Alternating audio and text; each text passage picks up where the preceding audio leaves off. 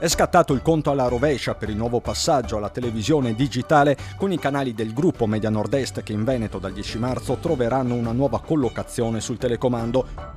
Come prima, più di prima, alleati di un'informazione libera e puntuale fatta dal territorio per il territorio. Per continuare a vedere i nostri telegiornali e i nostri programmi basterà una semplice mossa: risintonizzare il vostro televisore, pochi secondi e Antenna 3, Rete Veneta e TNE Telenord-Est ricompariranno sulle prime posizioni del digitale. Antenna 3 è la TV leader del Nord-Est e la prima TV locale d'Italia passerà dal 13 al 10 e questo su tutto il territorio regionale, dalle Dolomiti alla Laguna, dal Garda al Delta.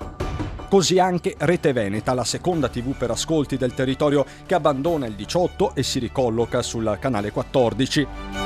Al 18 infatti arriva TNE Telenord-Est con la sua informazione da Padova e provincia, lo sport e il calcio minuto per minuto.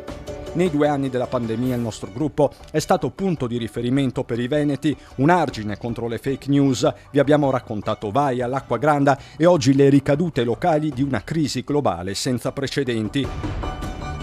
Nell'incertezza generale la nostra informazione resta una certezza, alla base il patto tra noi e voi, un patto che vi chiediamo di rinsaldare risintonizzando la vostra TV.